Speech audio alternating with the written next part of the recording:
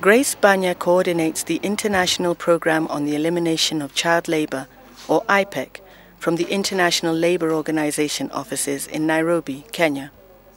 Though the organization believes the worst forms of child labor can be eliminated globally in 10 years, high population growth, stifling poverty and the HIV/AIDS epidemic has retarded its fight against child labor in sub-Saharan Africa.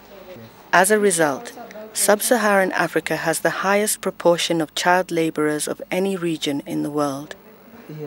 The causes and long-term effects of this reality are painfully bleak. The phenomena of child labor is very much linked with the socio-economic environment of particularly the sub-Saharan region, the countries in this region. We have seen that over the years the poverty levels have increased, that families cannot be able to take care of their own children. The families have to be economically empowered to be able to even deal with those children who would slip off and go back into child labor. So it's a whole long-term and needs a lot of resources, but it's an issue that if it's not dealt with, is going to affect the future human resource of a nation, of a whole continent, because we are getting a generation of children who are missing out totally on education. The outcome will be that we'll have a gap or a generation of people who are not educated, who don't have any skills whatsoever to contribute to human development.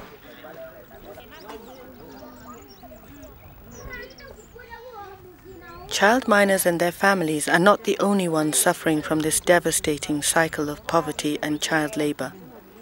Like most in Mererani, this mother and daughter came here several years ago seeking a better life. They have yet to find it.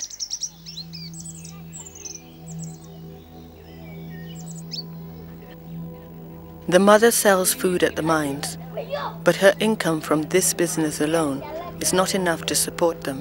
She cannot afford to send her daughter to school, and they repeatedly face the threat of eviction from their home. This dire situation forces many women to subsidize their income through prostitution. Children are also compelled into sex work in order to survive. This is a common story for many mothers and daughters in this area. Mothers of Mererani shoulder a special burden as they bear witness to their children's suffering. School and a normal childhood are beyond their means. Kwa kweli wanavyofanya kama wanapochekesha huko hatufurahi, ila wanachekesha kutokana na shida iliyopo hapa. Maana watakapopata hata 200, 500 wanaleta wananitupia hapa, napata kuendelea kuwalea. Na mimi nikihangaika kuuza mboga, wanaendelea kupata kuishi. Ndio maana tunawaruhusu tu, wakisema tunaenda kuchekesha hatuwanyimi, maana kila mtoto ana bahati yake. Kwa kweli wanavyohangaika tunawahurumia, lakini kutokana na shida tulionayo hapa inabidi tu tuvumilie, tuwalee tu kama hali ilivyo mbaya. Ni mwenye shida endelee na shida zake na familia yake, kutokana na nini ni familia yetu. Kwa hiyo sio kwamba tunapata raha sana wanapochekesha, ni shida tu. Ndio maana hatuwanyimi. Kwa hiyo ndipo kama mnapotuona hapa tunaendelea tu familia ili isije ikavimba mashavu tukaja kuambiwa kwa nini mmeshindwa kulea familia na ni familia yenu mlioizaa wenyewe.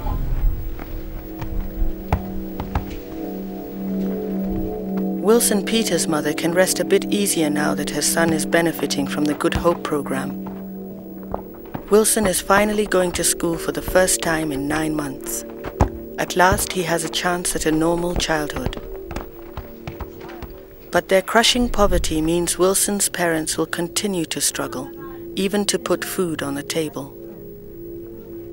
The Tanzania government is part of an international strategy to eliminate child labor. But organizations like Good Hope only have the resources to reach 10% of the child mining population. Serikali haijapata njia za kuwapeleka kwenye mambo kama hayo. Sasa hiyo inakuwa ni changamoto na ni tatizo kubwa. Kwa hiyo serikali haiwezi ikasimama na kusema kwamba watoto wanafanya kazi hata siku moja. Ila wanakuwa wanasema hivyo kwamba watoto hawa wanatakiwa kwenda shule, lakini waende wapi? Hakuna nafasi. Unaona hakuna primary school za kutosha, hakuna secondary school za kutosha. Sasa hilo ni tatizo kubwa na ni changamoto kila mahali inakuwa hivyo, lakini tukiangalia tunaona watoto wanaendelea kuja kufanya kazi hiyo. Sasa tufanye nini?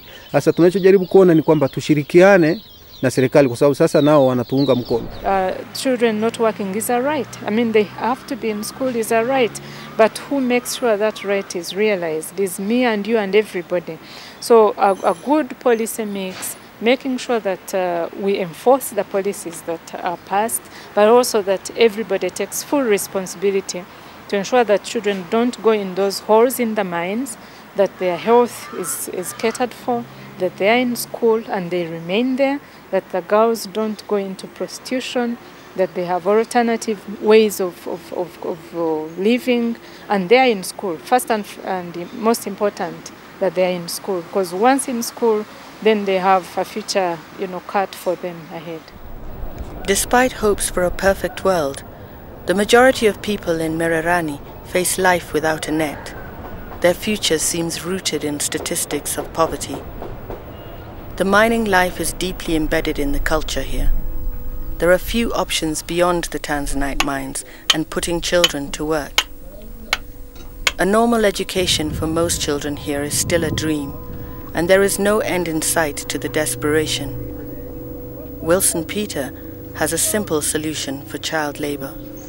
Kama nikiwa rais wa Tanzania, sitaruhusu watoto wadogo kuzama migodini, na ambaye atakamatwa na tumikisha watoto migodini atahukumiwa kifungo.